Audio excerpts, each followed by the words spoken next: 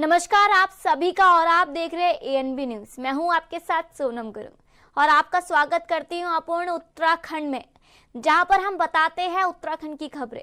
तो चलिए शुरुआत करते हैं आज की बुलेटिन की। मुख्यमंत्री पुष्कर सिंह धामी ने प्रदेश में हो रहे मानव वन जीव संघर्ष की घटनाओं पर प्रतिक्रिया व्यक्त की है। उन्होंने कहा है कि यह सरकार के लिए एक बड़ी चुनौती है, लेकिन सरकार इस मामले पर संवेदनशीलता से काम कर रही है। मुख्यमंत्री ने बताया कि संघर्ष में जिनकी मौत होती है उन्हें 4 लाख की बजाय 10 लाख रुपए की धनराशि दी जाएगी। घायल व्यक्तियों को निःशुल्क उपचार प्रदान करने का भी वादा किया गया है। प्रदेश में भालू, गुलदार और हाथियों के हमलों से लोग काफी परेशान हैं।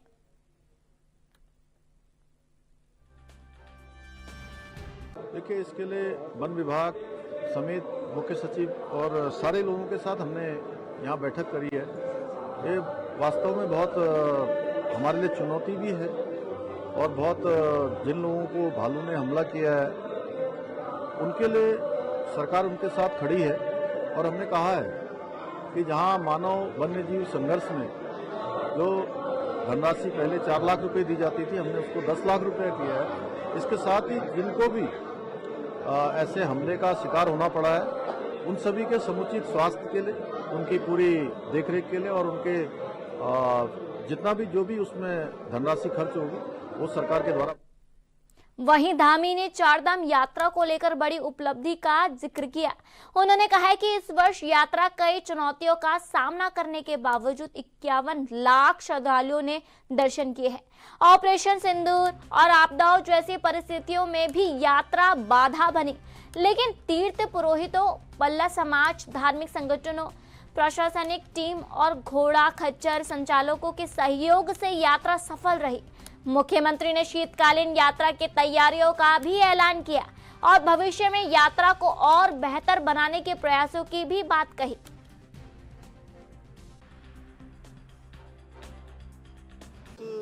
बहुत चुनौतियां रही। एक तरफ जहां ऑपरेशन सिंदूर चला, आपदा काफी लंबे समय तक रही राज्य के अंदर, यात्रा लगभग 3 महीने बाधित भी रही। उसके बावजूद भी 51 लाख का आंकड़ा यात्रा ने पूरा किया है और सभी यात्री यात्रा का एक अच्छा अनुभव लेकर गए हैं।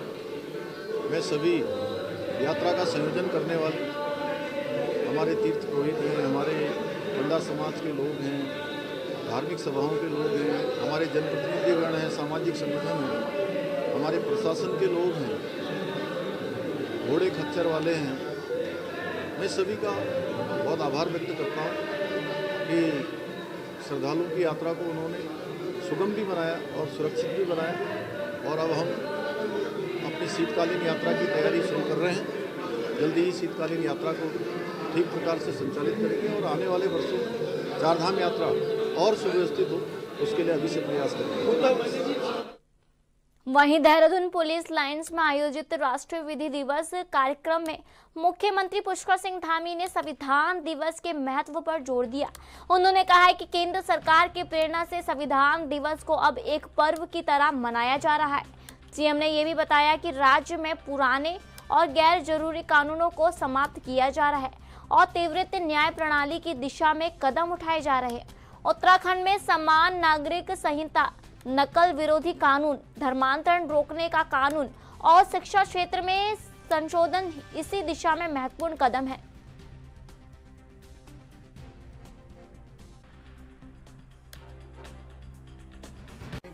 कितना बदलाव देखते हैं? मैं सबसे पहले तो आज संविधान दिवस और विधि दिवस की सबको बधाई देता हूँ, शुभकामनाएं देता हूँ। हमारे प्रधानमंत्री जी के नेतृत्व में भारत के संविधान के प्रति और सम्मान का भाव लोगों का हो, इसलिए उनके प्रधानमंत्री बनने के बाद पूरे देश के अंदर इसको एक पर्व के रूप में मनाया जा रहा है।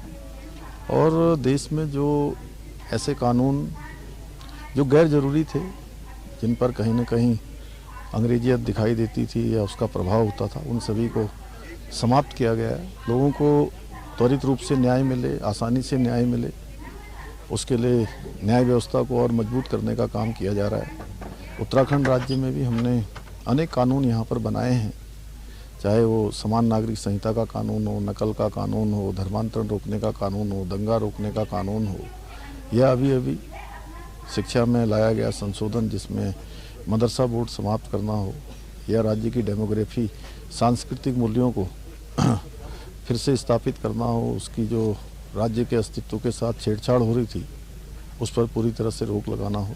हम राज्य के अंदर भी प्रधानमंत्री जी की प्रेरणा से इन सब कामों को आगे बढ़ा रहे हैं। इसके पीछे उद्देश्य है हमारा कि समाज के अंतिम छोर में पहुंचे हुए व्यक्ति तक न्याय पहुंचे, लोगों की जो आशा है वो बनी रहे, उनके अंदर उम्मीद बनी रहे, न्याय के प्रति विश्वास बना रहे। उसके लिए हमारी सरकार पूरी तरह से।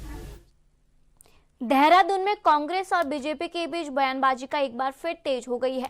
बीजेपी के पूर्व आईटी संयोजक शेखर वर्मा ने कांग्रेस प्रदेश अध्यक्ष गणेश गोदियाल पर तीखा हमला बोलते हुए कहा कि उनकी पार्टी गोदियाल की शैली को गंभीरता से नहीं लेती। वर्मा ने यह भी बताया कि गोदियाल का व्यवहार जिसमें वे कभी डमी बंदूक लहराते हैं या उकसाने वाले कृत्य करते हैं, उन्हें उत्तराखंड का गप्पू बना देते हैं। उनका कहना था कि ऐसी उछल कूद वाली राजनीति राज्य के लिए उचित नहीं है और इससे राजनीति का स्तर गिरता रहता है।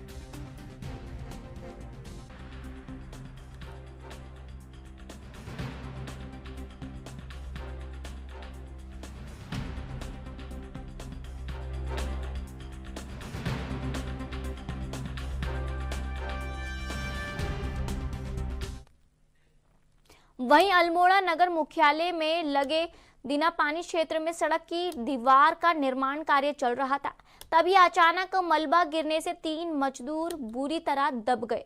स्थानीय लोगों की सूचना पर एसडीआरएफ और पुलिस की टीम मौके पर पहुंची और मलबे में दबे मजदूरों को निकाला।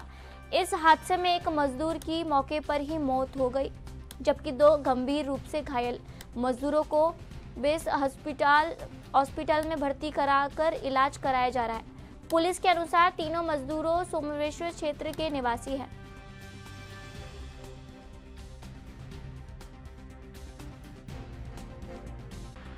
सूचना है कि अल्मोड़ा में दीनापानी के पास में सड़क का निर्माण का कार्य चल रहा था। छोटी सड़क को रिपेयरिंग कर रहे थे। उस दौरान ऊपर से कुछ मलबा 3 मजदूरों के ऊपर आ गया। तीनों मजदूर दब गए थे उसमें।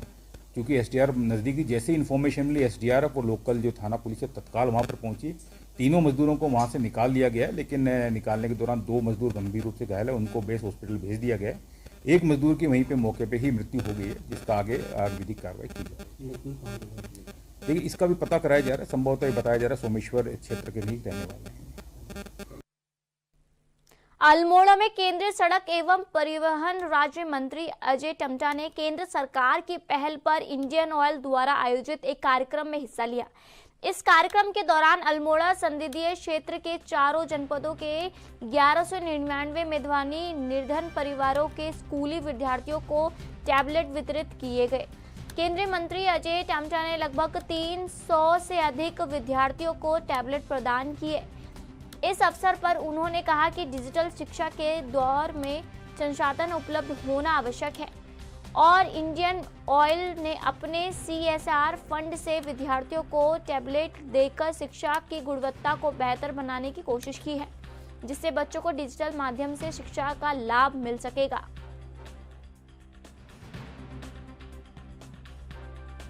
मैं बहुत धन्यवाद देना चाहता हूं इंडियन ऑयल कॉरपोरेशन को और श्रीमान राठौड़ जी को और उनके सभी साथियों को, जिनके माध्यम से मेरे संसदीय क्षेत्र के कुछ स्कूलों के बच्चों को, छात्र छात्राओं को टैबलेट प्रदान किए गए हैं और जो कि अपने आप में एक आज की शिक्षा की पढ़ाई के लिए बहुत आवश्यक है।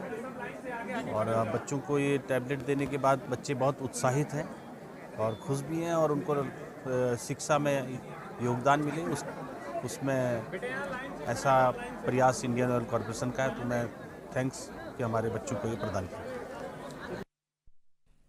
वहीं पुष्कर सिंह धामी ने मुख्य सड़क सेवा सदन में बिल लाओ इनाम पाओ योजना के विजेताओं को पुरस्कार वितरित किए। संचालित इस योजना में कुल 1888 उपभोक्ताओं ने पुरस्कार जीते हैं। मुख्यमंत्री ने विजेताओं को बधाई देते हुए कहा कि इस योजना के राज्य के राजस्व संग्रहण को एक नई दिशा और ऊर्जा दी है। योजना के तहत 90,000 उपभोक्ताओं ने 6.5 लाख बिलों के साथ भाग लिया और 270 करोड़ रुपए मूल्य के बिल जमा किए।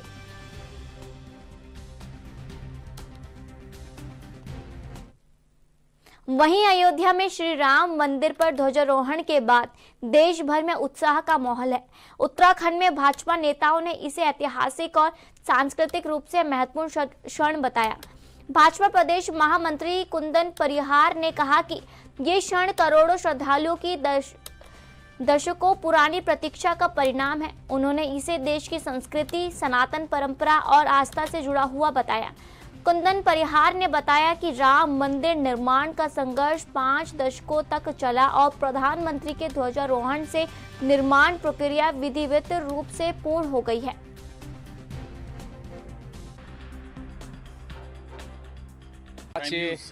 दशकों का जो हमारी प्रतीक्षा थी, आज विधिवत रूप से अयोध्या में श्री राम मंदिर में जो ध्वजारोहण हुआ है, उस ध्वजारोहण के होने से जो राम मंदिर निर्माण की जो प्रक्रिया थी, आज विधिवत रूप से संपन्न हुआ है। हम सब भारतवासियों का सौभाग्य है कि भारत की आत्मा, भारत के सनातन का प्रतीक, भारत की संस्कृति और उसके रूप में आज अयोध्या में भव्य राम मंदिर बन चुका है और देश के प्रधानमंत्री जी ने आज वहाँ पर ध्वजारोहण किया है। और हम समझते हैं कि यह जो 5 दशक का संघर्ष था, ये जो न्याय प्रक्रिया थी, जो हमारा धैर्य था और जिसके कारण से हम सब लोगों ने आज के दिन की प्रतीक्षा की थी, आज वह पूर्ण हुआ है। इसलिए हम सब भारतवासियों का, हम सब सनातन वासियों का ये सौभाग्य है कि आज प्रभु राम की जो निर्माण मंदिर की प्रक्रिया थी, ध्वजारोहण के पश्चात संपन्न हुई। चलिए, वक्त हो गया छोटे से ब्रेक लेने का।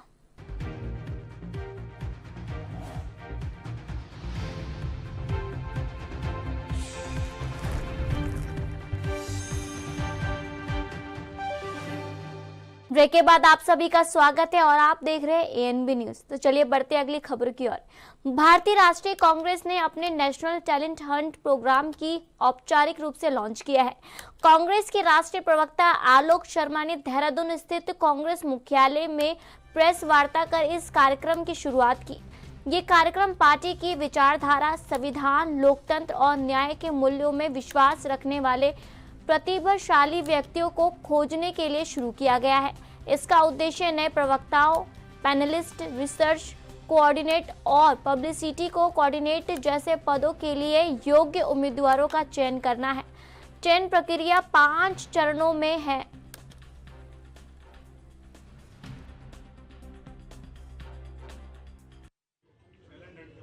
देखिए, माननीय राहुल गांधी जी, खड़गे जी के नेतृत्व में उत्तराखंड पूरे राज्य भर से जिला स्तर, राज्य स्तर और राष्ट्रीय स्तर के लिए मीडिया डिपार्टमेंट प्रतिभा की खोज में लगा हुआ है।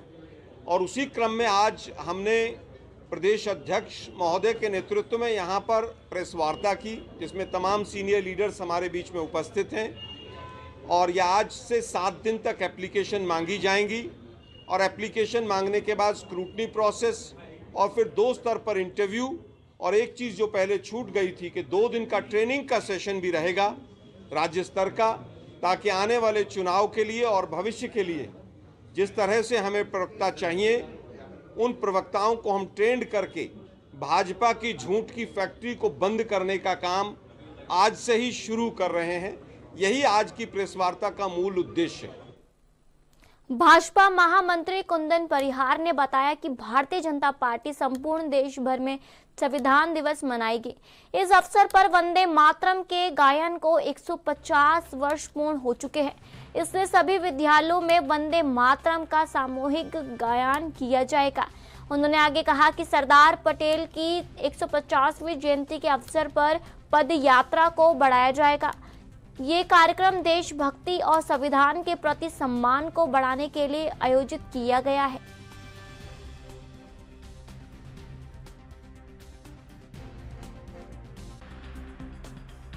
भारतीय जनता पार्टी कल संपूर्ण देश भर में संविधान दिवस मना रही है और इस संविधान दिवस के अवसर पर चूंकि एक बृहद संयोग है कि जब वंदे मातरम के गायन को 150 वर्ष पूर्ण हो चुके हैं, तो सभी विद्यालयों में एक सामूहिक गायन वंदे मातरम का किया जाएगा। और इसके साथ साथ एक और संयोग है कि सरदार पटेल जी की जो 150वीं जयंती है, तो वो उसके कारण से भी उसमें पदयात्राएं हमारी जो चल रही हैं, उन पदयात्राओं को भी आगे बढ़ाया जाएगा। और विशेष रूप से सामूहिक गान का जो वंदे मातरम कल होगा वो संविधान दिवस के अवसर पर होगा। उत्तराखंड के आगामी 2027 विधानसभा चुनाव को लेकर बीजेपी और कांग्रेस दोनों ने जोरदार तैयारी शुरू कर दी है। कांग्रेस के चुनाव प्रबंधन समिति अध्यक्ष हरक सिंह रावत ने बीजेपी के खिलाफ बयान देते हुए दावा किया कि 2027 में बीजेपी का सबूरा साफ होगा। वहीं बीजेपी की प्रदेश महामंत्री दीप्ति रावत भारद्वाज ने करारा जवाब देते हुए कहा कि हरक सिंह को असलियत को ध्यान में रखते हुए बात करनी चाहिए। उन्होंने बताया कि बीजेपी जनता और प्रधानमंत्री के साथ है और डबल इंजन की सरकार तेज गति से विकास करेगी।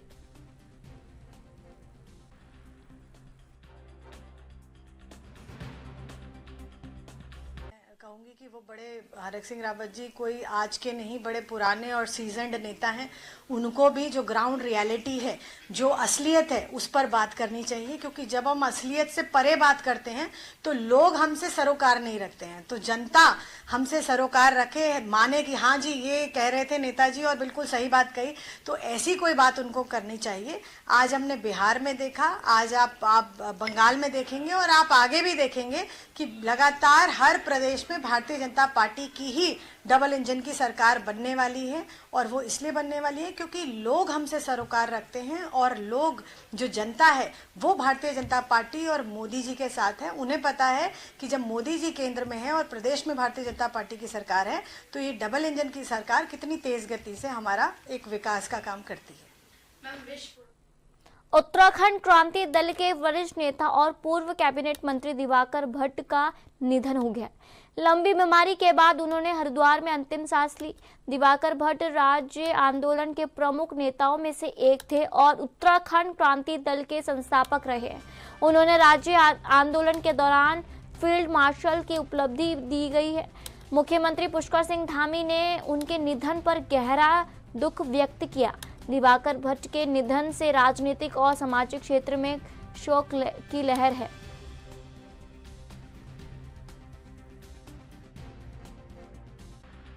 दुखद दिन है। हमारा नेता अब हमारे बीच में नहीं रहा। आंदोलनों का जनक, एक ऐसा पुरोयोद्धा जिसने खैट की ऊंचाई से लेकर श्रीयंत की गहराई लोगों को एक संदेश दिया कि अगर आपको अपने अस्तित्व को बचाना है तो आंदोलनों से ही रास्ता निकलेगा। वो दिवाकर भट्ट जो पूरे उत्तराखंड की शान थे, आज हमारे बीच नहीं रहे हैं। पूरा उत्तराखंड क्रांति दल शोक में डूबा है। कल हरिद्वार में उनकी अंत्येष्टि होगी। बहुत ही दुखद खबर है। अभी अभी पता चला है, उनके जो पैरोकार थे कमल राणा, उन्होंने फोन करके बताया है। पूरे राज्य में शोक की लहर है। सभी उक्रांत परिवार के लोगों से, राज्य आंदोलनकारियों से निवेदन है कि दिवाकर भट्ट जी का अंतिम दर्शन के लिए आप लोग हरिद्वार पहुंचे। ईश्वर से प्रार्थना है सिद्ध दिवंगत आत्मा को अपने श्री चरणों में स्थान दे। आज पूरा उत्तराखंड। देहरादून के जिलाधिकारी सविन बंसल की अध्यक्षता में कलेक्टर सभागार में जनता दरबार का आयोजन किया गया, जिनमें जनता की शिकायतों और परेशानियों का समाधान किया गया। जिलाधिकारी सविन बंसल ने बताया कि इस बार लगभग 150 शिकायतें प्राप्त हुई है, जिनमें कुछ शिकायतें सरकारी सेवाओं का लाभ नहीं मिलने से संबंधित थी।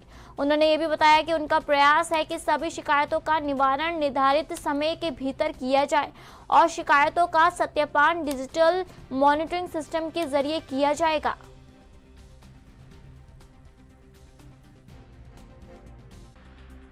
हाँ, करीब 150-150 प्रार्थीगण के साथ यहाँ पे उनकी जो व्यथा थी या कंप्लेंट्स थी और कुछ सर्विसेज एक्सेस को लेके इश्यूज हैं, कोऑर्डिनेशन को लेके इश्यूज थे, तो वो प्रयास रहता है कि मौके पर ही निस्तारण किया जाए।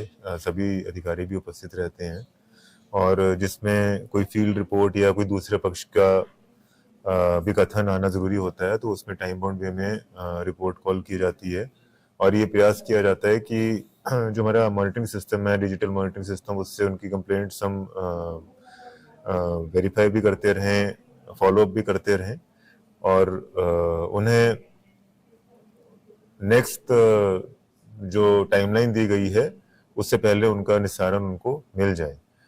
ज़रूर कुछ केसेस ऐसे होते हैं जो सिविल कोर्ट से रिलेटेड हैं या कोई डेवलपमेंट अथॉरिटी से रिलेटेड हैं, वहाँ पर प्रयास किया जाता है कंसर्न अथॉरिटी से बात करके कि उनका एक्सपीडिएट कर दिया जाए डिस्पोजल। लेकिन जो एडमिनिस्ट्रेटिव इश्यूज हैं, हमारे जितनी पब्लिक डोमेन में जितनी इन्वेस्टमेंट्स हो रही हैं सोशल सेक्टर या इंफ्रास्ट्रक्चर सेक्टर में, उनका जो रिटर्न है वो हर एक व्यक्ति तक पहुंचे, अंतिम व्यक्ति तक पहुंचे, इसका प्रयास इन जन सुनवाई में किया जाता है। और एसेंशियली जो गदरपुर से एक अहम खबर सामने आई है, जहां गन्ना पराई सत्र जारी है, लेकिन राज्य सरकार ने अब तक गन्ने का समर्थन मूल्य घोषित नहीं किया है। इस कारण किसानों ने रोष बढ़ता जा रहा है। किसानों का कहना है कि उत्तर प्रदेश सरकार ने समय रहते गन्ने का समर्थन मूल्य 400 प्रति क्विंटल तय किया, जबकि उत्तराखंड में ये 375 प्रति क्विंटल की है, जो उन्हें पर्याप्त नहीं लगता। गन्ना विकास अधिकारी नवनीत सिंह ने बताया कि अधिकारियों की बैठक में जल्द ही समर्थन मूल्य बढ़ाने पर विचार किया जाएगा।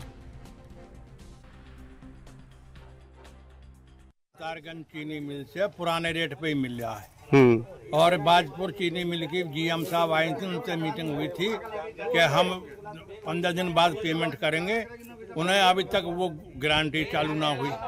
ये बाजपुर को भी बेचेंगे और ये कोऑपरेटिव चीनी मिल को सबको बेचेंगे और प्राइवेट को देकर प्राइवेट से मार के प्राइवेट वाले आज ना तो कल मार के हमसे गन्ना लेंगे।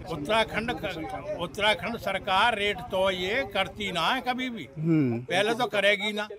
यूपी ने कर दिया, योगी जी ने कर दिया और धामी जी अभी चुपचाप बैठे हैं, कौन सी नींद में सो रहे हैं। सरकार से 5 रुपए ऊपर देते थे, यूपी सरकार ने कब का गन्ने का रेट बढ़ा दिया और इनकी 2 मीटिंगें भी हो गई और सब कुछ हो गया, पर रेट बढ़ा कर राजी नहीं। क्या मतलब डग्गेबाजी करेंगे ये भी? मतलब क्या इरादे हैं इनके और क्यों नहीं रेट बढ़ा रही है, जबकि यूपी सरकार ने शुरू में ही बढ़ा दिया था। तो ये कहते थे कि जैसे ही वो बढ़ाएंगे हम बढ़ा देंगे, फिर बीच में कहते थे कैबिनेट मीटिंग होगी तो उसमें बढ़ा देंगे। सब कुछ हो गया लेकिन अभी तक रेट नहीं बढ़ाया गया और फिर कहते हैं कि गन्ना वो क्या करें। इनके आश्वासन पर कब तक रहें? वही है किसान का, तो वही है आंदोलन करो और गन्ना उदाहरण क्या करें फिर, और क्या करें बताओ। उस चक्कर में इनका तो नीति इतनी गलत है कि मतलब आदमी पतन की ओर जाए, ऊपर उन्नति की ओर ना चला जाए। वहीं हल्द्वानी में 7 दिवसीय सहकारिता मेले का शुभारंभ हो गया है। सांसद अजय भट्ट और सहकारिता मंत्री धन सिंह रावत ने फीता काट कर मेले का शुरुआत किया। इस मेले में सहकारिता से जुड़े स्टॉल्स के अलावा 150 से अधिक खान पान, व्यंजन और स्थानीय उत्पादों के स्टॉल लगाए गए हैं। सांसद अजय भट्ट ने कहा कि सहकारिता लोगों को स्वावलंबी और आत्मनिर्भर बनाने में महत्वपूर्ण भूमिका निभा रहा है। सहकारिता मंत्री धन सिंह रावत ने बताया कि अब तक 8,000 करोड़ के ऋण वितरित किए गए हैं।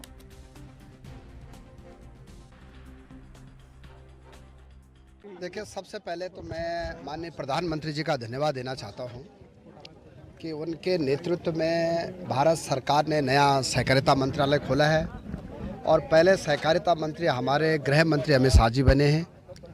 इस साल हम हर जिलों में सहकारिता मेले कर रहे हैं, अभी तक 6 जिलों में हो चुके हैं।